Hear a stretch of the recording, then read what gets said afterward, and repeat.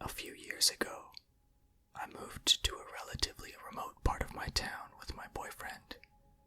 We owned a small section of the land behind our home which consisted of the woods, a creek, and general shrubbery.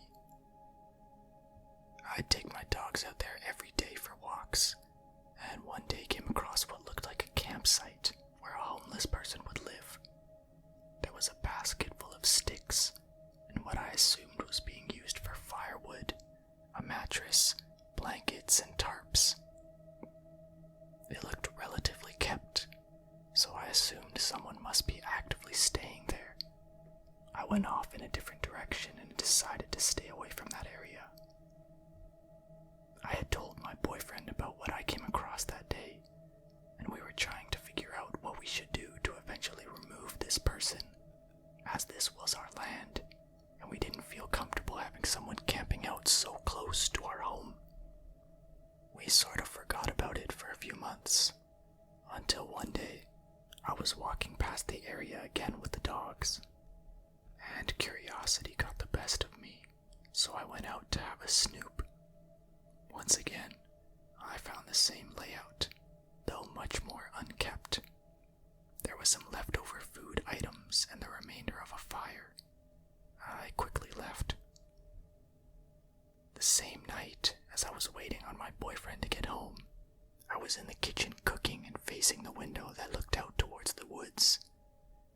I thought I had seen someone standing next to a tree, but it was so dark and I have horrible eyesight, so I didn't try to overthink it.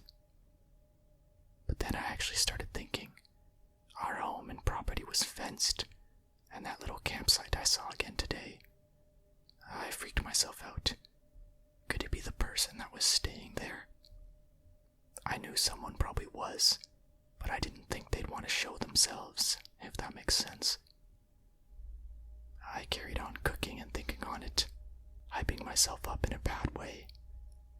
I kept looking around but couldn't see anyone, so I hoped it was just anxiety and my overthinking.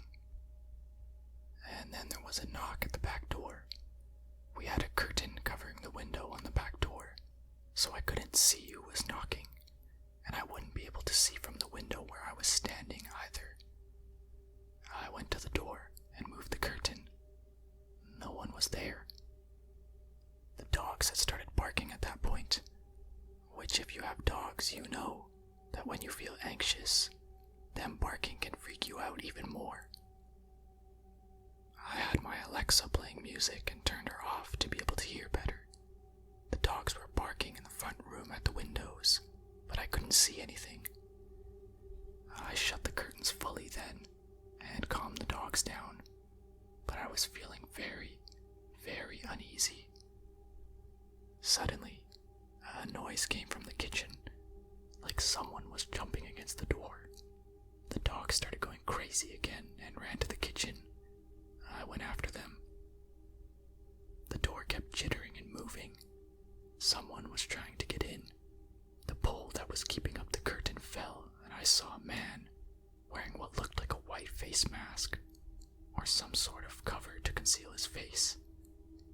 He kept pushing on the door, and I was hyperventilating at that point.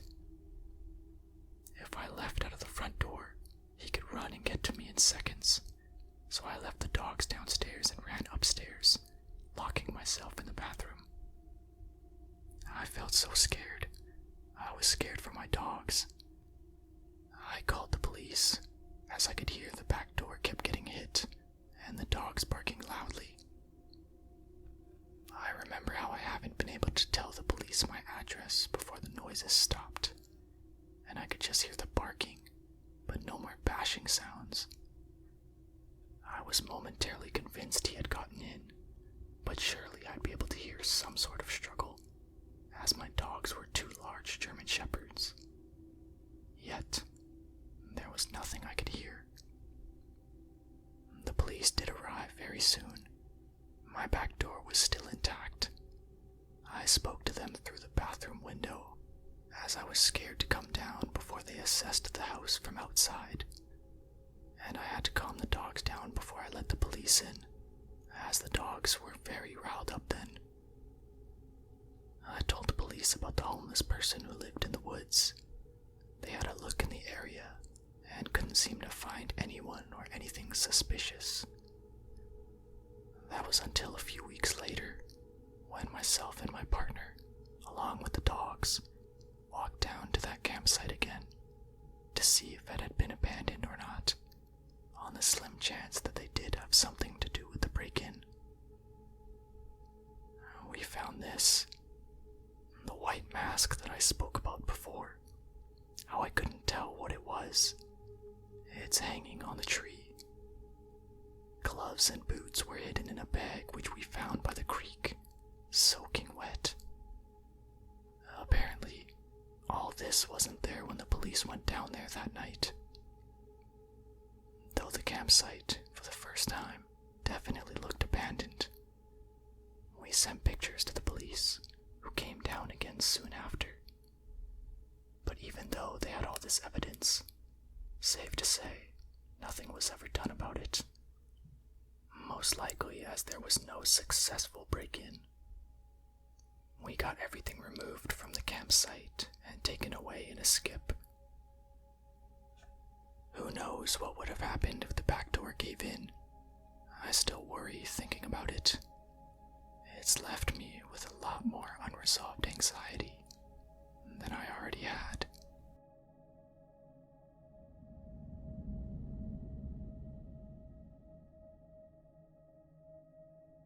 Context. I was 26 and I'm a lady. I needed gas, and it was around 11 p.m. on a Saturday. I pulled into a busy gas station to fill my tank, except it was completely bare, not a car in sight. I also live in Alaska, and it was very cold this night, maybe -10. Tired after work, just wanting to get home.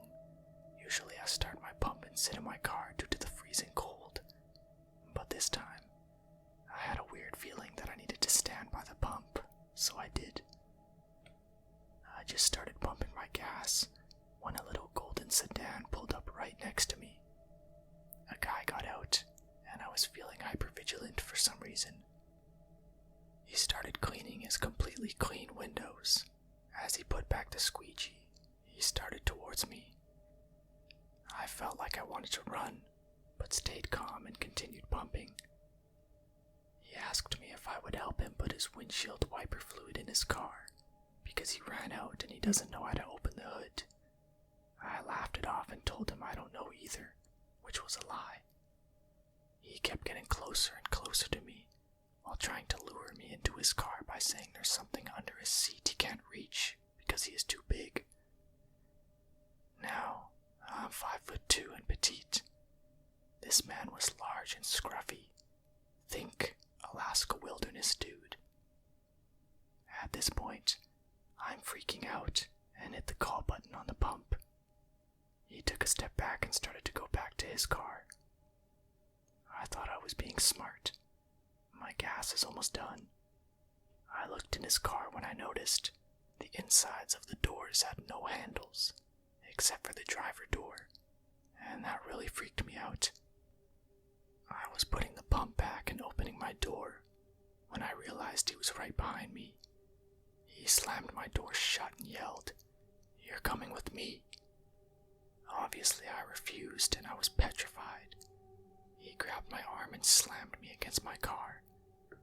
I elbowed him as hard as I could, and I started to scream at the top of my lungs.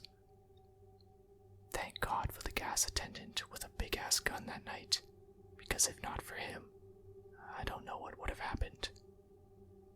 The attendant pulled the video, and we made a police report. I called immediately after that guy took off. I never heard anything else about it. I just hope he didn't get some other girl alone. So, to the guy with no door handles, let's not meet.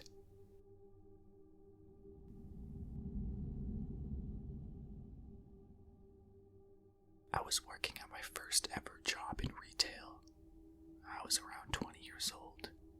It was a busy morning at 9 a.m., somewhere around mid-December, hence why it was so busy. I was working the checkouts as per usual, scanning items, ringing up customers, and all that jazz. About an hour into my shift, I was serving an elderly man who bought just a handful of items. After giving him his subtotal, another guy behind him, smelling of booze, stretched out handing me cash. I kindly told him I wasn't serving him. I was serving the man in front of him. Then I looked down and saw he was buying some cheap, knockoff brand of Baileys, and of course I figured out that this guy was wasted. Just as I was taking payment from the elderly man, I was planning in my head how I was going to tell the next guy that I cannot sell alcohol to him, as he is already drunk. As this was my first job, and I never encountered this sort of thing before. So I finished serving, and now onto the drunk guy. I looked around in hopes to find another colleague or my manager, but not one in sight or available to help. So I looked at the man, and just before I opened my mouth, I felt someone grab a fistful of my hair and something sharp poking me in the back. And of course, a man whispered in my ear, to which I almost smelt alcohol on his breath. "Serve my mate." He pushes, which I'm assuming was a knife harder into my back. "Now!" In complete shock, I said nothing, just scanned the bottle, took the cash, and they were gone. I quickly turned around to my colleague working checkouts behind me, but all they did was look at me and asked if I was okay, completely unaware of what just happened. Then I went for my break. I see my manager pass by, so I rushed over to him and told him what just happened.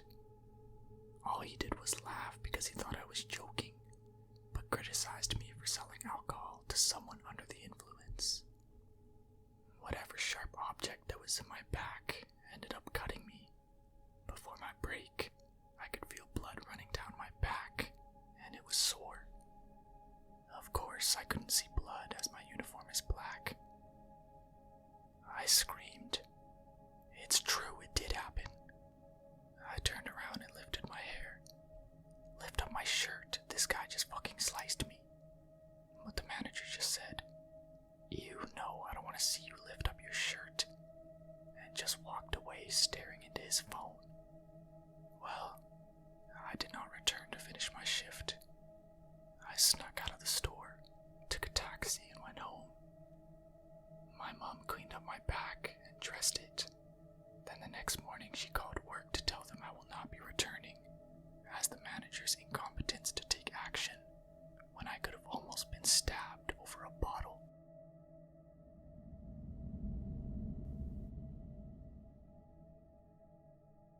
Back in summer 2020, I was 14 and I would spend a lot of time with my cousin.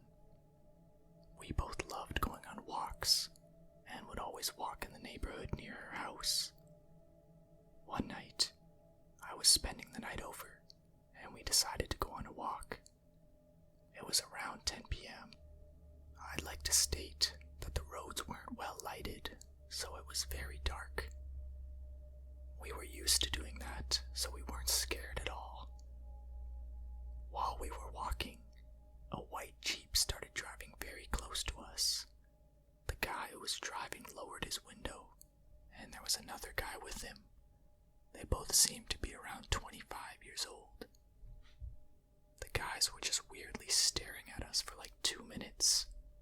Then the guy in the passenger seat started asking weird questions like, "Are you girls not scared of the dark?" And after asking this, he drove away.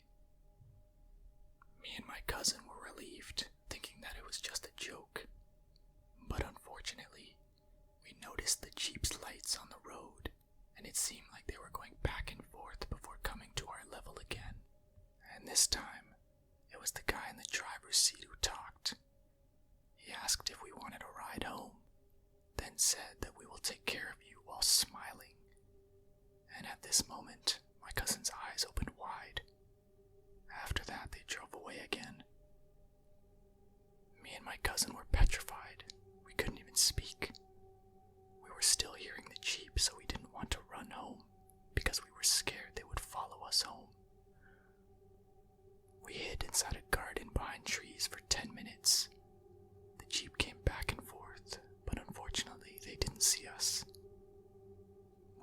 our phones because we usually don't take them on walks.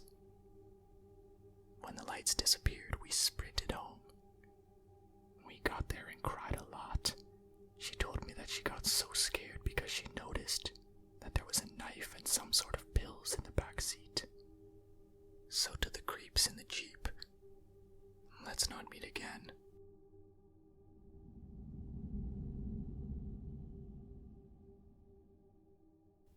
This isn't the scariest story, but it definitely creeped me the fuck out. For background, I'm a 20-year-old female. I matched with this guy on Tinder a while back. His name was Nick, and he seemed pretty cool, so I gave him my Snapchat. We talked a little, but it died out quickly. I didn't tell him the exact town I lived in, but the city about 10 minutes away, because it's decent sized and has a big population of people, and I figured he wouldn't be able to find me just by knowing that bit of information. A few weeks ago, he started messaging me and we made small talk. Everything seemed normal for a while, up until New Year's Eve. The day before he messaged me saying he was going to be in the area, the city I told him I was from, and asked if I wanted to meet for lunch. I told him possibly, and I would let him know. The next night, I had a New Year's Eve party with a small group of friends. I spent most of the day getting ready and was not looking at my phone. Around 7:30, I finally looked at Snapchat and saw that Nick had not only messaged me, but also called me. "Hey, I'm in," insert name of city. I responded telling him I was sorry, I just saw his message. He opened it within minutes and totally freaked out. He said something along the lines of, "Just to let you know, I'm really not interested in someone who can't even answer the phone when I drove 6 hours just to see her." I looked at it in disbelief, and for a second, I thought he was joking. I responded by asking him what he was talking about, and that he didn't drive 6 hours just to see me. He said that we had plans, and why else would he have driven up here? I was confused, because we never had plans. He told me that he was going to be in the area, which made me think he was here for work, or to visit a friend. It is not uncommon for people to travel here for work. I explained this to him, and told him we did not have plans and that I didn't ask him to drive all that way for me. He told me he sat around for 2 hours waiting for me and bought me flowers. Again, I was confused because we never planned a time or place to meet and had never confirmed plans. You don't make plans by just telling someone you are going to be in the area. I apologized, but told him again that we never had plans. He told me to make it up to him. I had to drive up and see him tomorrow. Yeah, fuck that. I remembered that I had my location shared on Snapchat, so he easily could have shown up at my house. I turned off my location, but kept him on Snapchat in case he tries to show up at my house. Luckily, I have not heard from him since. My dad is a retired police officer and has a gun, and I'm not afraid to use it. So, Tinder creep who drove 6 hours for me. Let's not meet.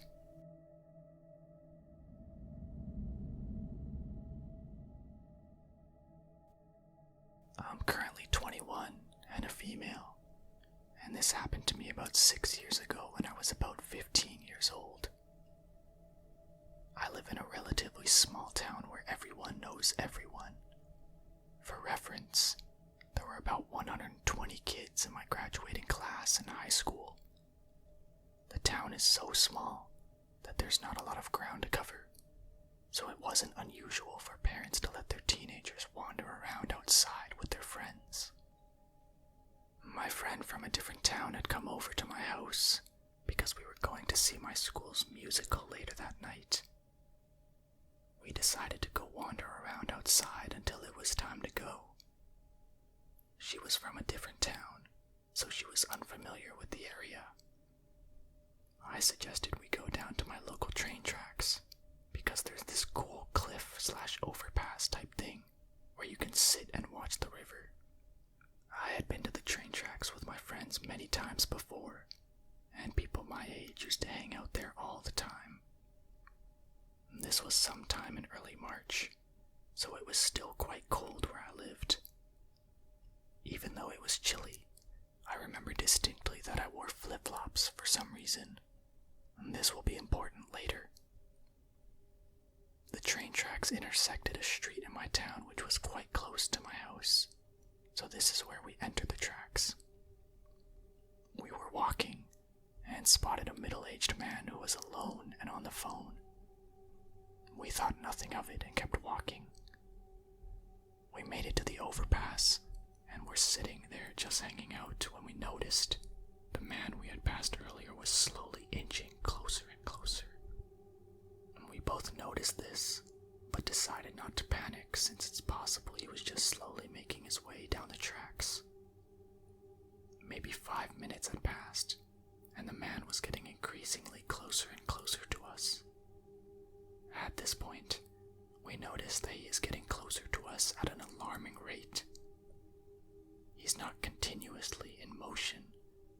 It's more like we notice him standing still doing whatever, and then a minute later, he's standing still even closer to us than he was prior. Now, he's close enough to where we can clearly make him out. He's within an earshot and could easily get to us if that was his goal. My friend and I are starting to get nervous. We're two teenage girls in the middle of essentially the woods, with no one around us other than this creepy man. I've watched a lot of investigation Discovery in my day, so I think it's best to just try to promptly make my way out of there without creating chaos. I decide it would be a good idea to pull out my phone and pretend to talk to my mother as we begin walking back to the main road. My friend and I are calmly walking down the tracks while I have the phone up to my ear.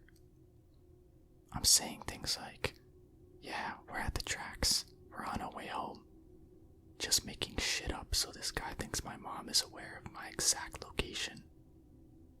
There is a point where we have to walk directly past the man in order to make it to our destination.